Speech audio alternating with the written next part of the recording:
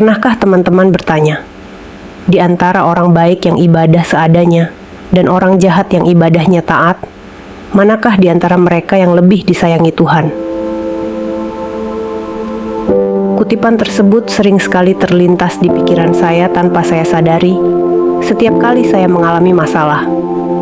Apakah saya kurang baik sebagai manusia?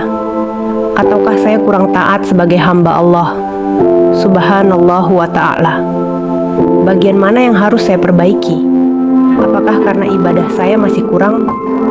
Sebagai manusia, sebuah kewajaran untuk berpikir dengan keputusasaan dan pesimisme. Kita tidak bisa menghindari pemikiran negatif. Jika menurut pandangan bodoh saya, yang kedualah yang akan lebih disayangi Tuhan. Kenapa? Apa karena pemikiran suudzon saya saja kepada Tuhan? Tidak. Karena menurut saya jika seseorang yang pertama itu baik, tidak mungkin dia akan beribadah kepada Tuhan dengan seadanya. Dia memang senantiasa berbuat baik, tapi tidak ada guna menebar kebaikan pada sesama manusia jika dia tidak taat dan mencintai Allah Subhanahu wa ta'ala dengan sama besarnya. Namun, benarkah bahwa ada manusia yang lebih disayangi Tuhan daripada manusia yang lain? Dalam berbagai dalil, baik Quran maupun hadis, banyak dijelaskan perihal perbuatan-perbuatan apa saja yang akan dicintai Allah Subhanahu wa ta'ala. Seperti pada Quran surat Al-Imran ayat 76 dan Qulas At-Taubah ayat 4 dan 7 menjelaskan bahwa Allah Subhanahu wa ta'ala menyayangi orang-orang yang bertakwa. Dalam Quran surat Al-Baqarah ayat 195, Quran surat Al-Imran ayat 134 dan 148, Quran surat Al-Maidah ayat 13 dan 93 mengatakan Allah menyayangi orang-orang yang berbuat kebaikan. Lalu dalam Quran surat Al-Imran ayat 146 dijelaskan lagi Allah mencintai orang-orang yang sabar.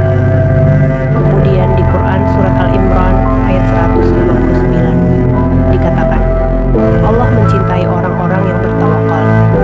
Pada dasarnya memang benar Allah mencintai hamba-hambanya yang berbuat kebaikan, yang mengamalkan amalan baik dan memiliki kepribadian yang syaleh. Namun, nyatanya ibadah adalah perbuatan yang berada di atas segalanya. Ibadah adalah keutamaan dari semua amalan yang bisa dilakukan manusia.